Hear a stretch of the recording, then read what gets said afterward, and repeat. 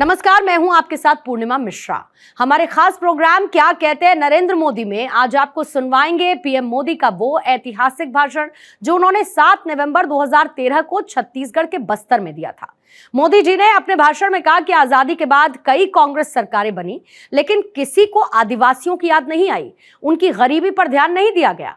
और आजादी के इतने सालों बाद वाजपेयी जी पहले पीएम थे जिन्होंने आदिवासियों के कल्याण के लिए विशेष मंत्रालय गठित किया। ये हमारा बस्तर जिला हिंदुस्तान का एक राज्य केरल से भी बड़ा है।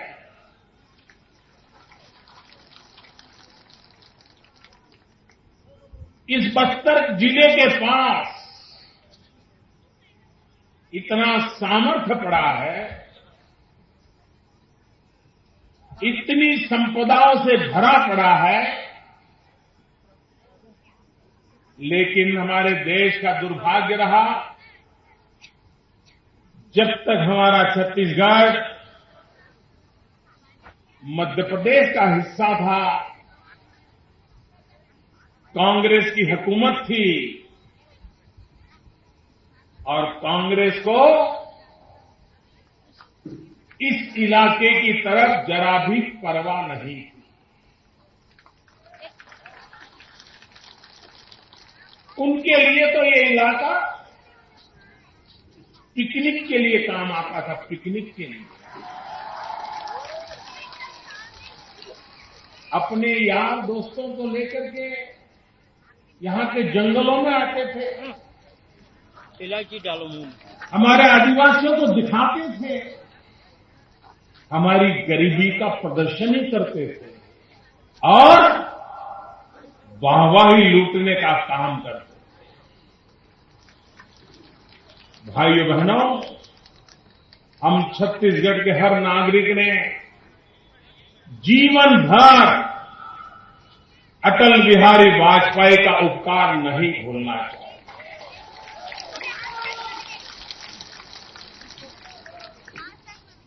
ये वाजपेयी जी की दीर्घदृष्टि थी, ये उन्हीं की सोच थी कि अगर हम छत्तीसगढ़ एक अलग राज्य बना देंगे, यहां के लोगों को विकास के लिए अगर अधिकार देंगे, यहां के लोगों को विकास के लिए अवसर देंगे, तो ये इलाके के लोग ऐसे हैं, यहां की मिट्टी में ऐसा दम है कि वे छत्तीसगढ़ को हिंदुस्तान के समृद्ध राज्यों की साथ बिठाने के लिए ताकत रखते हैं। ये सपना अटल बिहारी वाजपेयी जी ने देखा। आज मैं जगदलपुर की इस धरती से मां दंतेश्वरी के आशीर्वाद के साथ अटल बिहारी वाजपेयी जी का गौरव करता हूं, अभिनंदन करता हूं, उनको प्रणाम करता हूं तो उन्होंने छत्तीसगढ़ का निर्माण किया। अटल बिहारी वाजपेयी जी के दिल में दलितों के प्रति, पीड़ितों के प्रति, शोषितों के प्रति, मेरे आदिवासी भाई बहनों के प्रति विशेष लगाव था। वो नारे नहीं दिया करते थे, वो मोटी मोटी बातें नहीं किया करते। वाजपेयी जी समाज को ताकतवर बनाने के लिए लंबी सोच के साथ योजनाएं बनाते थे, निर्णय करते थे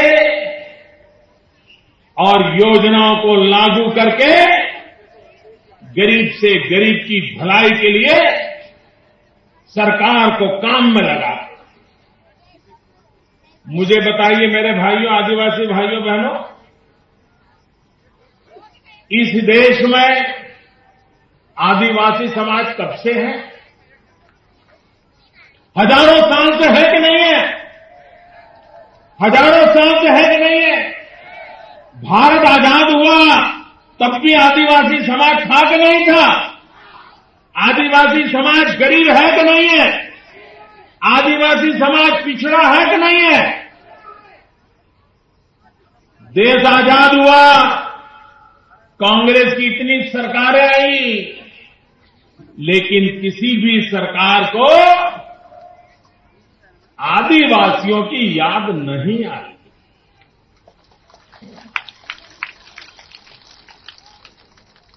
उनकी गरीबी की चिंता नहीं हुई, उनके बच्चों की शिक्षा दीक्षा की चिंता नहीं हुई। ये अटल बिहारी वाजपेयी आजादी के इतने सालों के बाद देश को ऐसे पहले प्रधानमंत्री मिले जिन्होंने हिंदुस्तान भर के आदिवासियों के कल्याण के लिए अलग मंत्रालय बनाया, अलग मंत्री बनाए, अलग डिपार्टमेंट बनाया, अलग सारे सचिव वगैरह लगाए, अलग बजट बनाया और ये तय किया कि आदिवासियों की भलाई के लिए स्वतंत्र रूप से विभाग काम करेगा। भाइयों बहनों, आजादी के इतने सालों के बाद पहली बार अगर किसी को आदिवासियों की भलाई की याद आई तो अटल बिहारी वाजपेयी जी को याद आई और उसके बाद आदिवासियों के जीवन में सुधार हुआ, शुरू हुआ। इतना ही नहीं, हमारा नॉर्थ ईस्ट, नागालैंड, मिजोरम, अरुणाचल प्रदेश, मणिपुर, जहां सबसे ज्यादा मेरे आदिवासी भाई बहन रहते हैं, उन्होंने उसके लिए भी अलग कार्य विभाग खड़ा किया, उसके लिए अलग संकलन की व्यवस्था की। और ये मिजोरम हो, मणिपुर हो, नागालैंड हो, अरुणाचल प्रदेश हो, इन क्षेत्र में रहने वाले भी, दूर सुदूर हिंदुस्तान के कोने में रहने वाले मेरे आदिवासी भाइयों का भी विशेष ध्यान दिया जाए, इसकी चिंता भी अटल बिहारी वाजपेयी ने की। और उसके कारण जैसे अटल जी ने हमें छत्तीसगढ़ दिया, वैसे अटल जी ने आदिवासियों के विकास के लिए एक नई व्यवस्था भी दी। भाइयों बहनों, जब छत्तीसगढ़ बना तब मैं यहां काम करता था, तब मैं गुजरात में मुख्यमंत्री नहीं था। भाइयों बहनों, छत्तीसगढ़ जब बना तो उस समय ये राज्य कांग्रेस के हाथ में गया।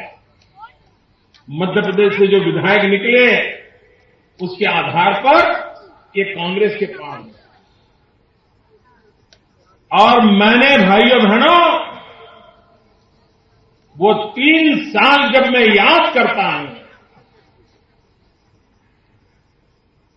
उस समय के यहां मुख्यमंत्री के कारनामों को याद करता हूं, जोर और जुल्म करने की उनकी आदतों को याद करता हूं, तो आज भी मेरे रोंगटे खड़े हो जाते।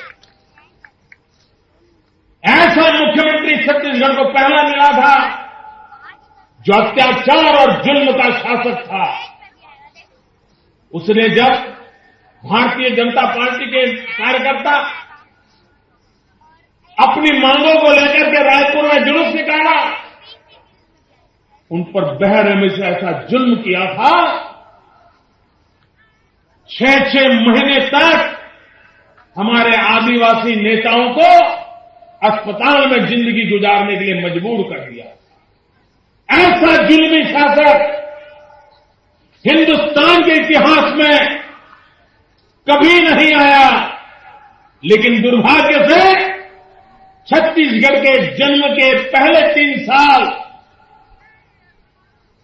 ऐसे बुरे हाथों में छत्तीसगढ़ चला गया था कि ऐसा डर लगता था कहीं अटल बिहारी वाजपेयी का सपना चूर चूर तो नहीं हो जाएगा। छत्तीसगढ़ को आगे बढ़ाने की उनकी इच्छा कहीं अधूरी तो नहीं रह जाएगी। लेकिन भाइयों बहनों, मैं छत्तीसगढ़ की जनता का अभिनंदन करता हूं। मैं छत्तीसगढ़ की जनता की दीर्घ दृष्टि को सलाम करता हूं। मैं छत्तीसगढ़ के मेरे दलितों को सलाम करता हूं। मैं छत्तीसगढ़ के मेरे आदिवासियों को सलाम करता हूं। वे परिस्थिति को समझ गए और जैसा ही छत्तीसगढ़ में पहला चुनाव आया, पहले ही चुनाव में उस जुल्मी शासक को ऐसे उखाड़ करके फेंक दिया, ऐसे उखाड़ करके फेंक दिया कि हिंदुस्तान में कांग्रेस के बुरे दिन की गिनती शुरू हो गई। और इसलिए आपकी इस दीर्घदृष्टि के लिए मैं अभिनंदन करता हूं।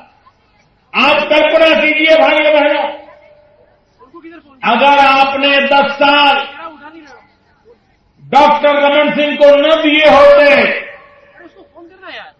भारतीय जनता पार्टी को न दिए होते, तो आज अपने छत्तीसगढ़ का हाल क्या हुआ होता। अगर लुटेरों के हाथ में छत्तीसगढ़ चला गया होता, कुछ नहीं बचता भाइयों, कुछ नहीं बचता।